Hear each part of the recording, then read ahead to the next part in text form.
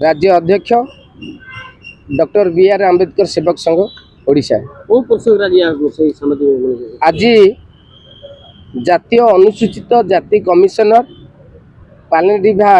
रामेंदर एवं तांको सहित जातीय अनुसूचित कमिशनर एवं तांको सहित जातीय अनुसूचित जाति डायरेक्टर सोनाली दत्त महोदय को आज आम होटेल लाइफ रे भुवनेश्वर रे साक्षात कलु एवं 40 गोटी मामला ओडिशा राज्यर अति संगीन मामला से विषय विस्तृत आलोचना कलु एवं यही मामला भितर ओडिशा राज्य रे कोनोसी जगार एट्रोसिटी मामला हेले कोनोसी मामला रे तहसीलदार माने बा एग्जीक्यूटिव मजिस्ट्रेट माने जाऊ नाहांती वर्ष वर्ष धरी जुग्म तदंत हो पारु नहीं सठिक समय पुलिस सुरक्षा दे पारु नहीं उद्धार करि पारु नहीं एवं 15 दिन भितर जेआर दबार प्रावधान थिले मध्य 15 दिन भितर सुपरविजन करिवार प्रावधान थिले मध्य 60 दिन भितर चार्जशीट देवार प्रावधान थिले मध्य ओडिशा राज्य रे एट्रोसिटी आईन कार्यकारी होई नहीं पीओ एक्ट एठी भूषिड़ जाइछि से विषय कमिशनर को दृष्टि आकर्षण करदिलु एवं से जो जगार एट्रोसिटी की जेआर करुचंती जुग्म तदंत 15 दिन भितर करुचंती बोली कराजिबो सेठी तहसीलदार एवं एसडी जे आईओ अछंती तदंतकारी अधिकारी से सम्मिलित एकाठी रहिबे एवं तार वीडियो हबो बोली से हमकु प्रतिश्रुति देले। द्वितीय होइछि जो मंदिर रे दलित लोक मानकु प्रवेश रे बाधा दिया जाइछि से माने हिंदू धर्म रे अछंती सेमानकु सेमानक सेवा किभली भाव में दिया जिवो प्रशासन शांति रक्षा करिवो ता उपरे हमें कमिशनर को दृष्टिगोचर करथिलु। ओडिशा राज्य रे जतक अंगनवाड़ी केंद्र अछि जो भली पाचिका मानकु नियुक्ति दिया जाउछि अनुसूचित जातिर महिला मानकु सेमानकु जातिगत विभेद रखी जो भली भाव में अपमानित करा जाउछि तार मध्य दृष्टिगोचर करथिलु। मेहतर जाति जो माने हाड़ी संप्रदाय रो सफाई कर्मचारी सेमानक जाति त्रुटियुक्त मेहतर त्रुटि को वंचित कर संरक्षण कथा उठेलु एवं जो माने आदिवासी दलित माने जंगल रोचंती से जंगल पट्टा दि जाऊ नहीं से कथा उठेलु एवं ओआरबी एक्ट संपूर्ण भुशुड़ी प्रमोशन रिजर्वेशन सठिक कार्यकारी हो नहीं एवं भुवनेश्वर राज्य राजधानी रे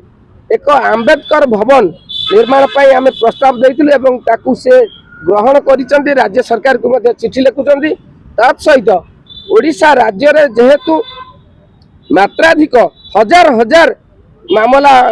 मासकु होउची तेणु ओडिशा राज्य रे अनुसूचित जाति जातीय कमिशनर का कार्यालय खोलिया पई आंचलिक कार्यालय खोलिया पई हमें दाबी करथिलु। अच्छा आपण जो कथा कहले एससी एसटी एक्ट जो एट्रोसिटी एक्ट को माने ये करा जाउनी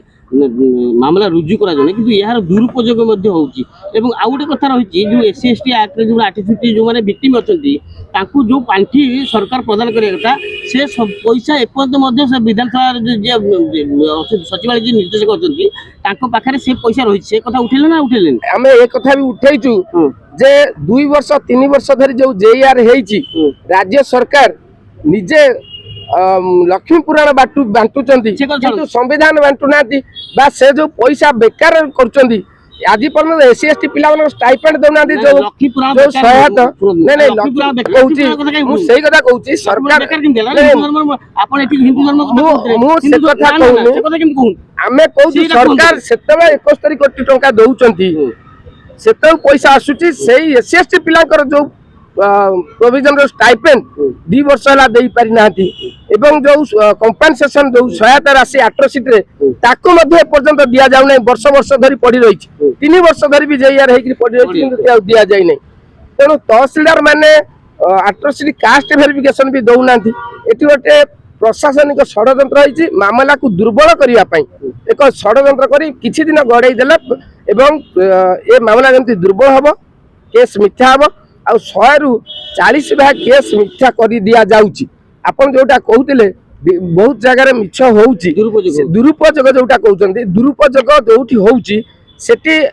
आईन अछि मिथ्या केस कले तांको ना रे भी मिछ केस रे अनुसार 5 वर्ष जेल हे परिबो से विषय हमें अवगत करिचु मिथ्या केस को पुलिस जानि सुनि बहुत जगह मिछ करी दउची जेहेतु माने डिप्रेस सोसाइटी लोक से तथ्य थाई एमाने एजुकेशन एत जानी ना मोबाइल केमती रेकर्डिंग रखा साक्ष्य प्रमाण देवा तेणु पुलिस भी बहुत क्षेत्र में फॉल्स केस करुच्ची काउंटर मिथ्या मिथ्या काउंटर केस कर फॉल्स हो फाइनली कौन प्रतिश्रुति मिलला आमको फाइनल प्रतिश्रुति कमिशनर देले समस्त को रिटर्न मागिचंदी एवं कमिशनर प्रत्येकटी केस रे निजे आसीबे बोली प्रतिश्रुति दैचंदी एवं राज्य सरकार को डीजी को एवं एससी कमिशनर जो आम चीफ सेक्रेटरी को से रिपोर्ट मागिचंदी एवं से रिपोर्टर कॉपी भी हमको दैचंदी जहाँ बहुत भल लगिला जे से ओडिशा राज्यर एट्रोसिटी को निजे तनखी करिए बोली कहले। अच्छा ये जंगल कथा कहले आदिवासी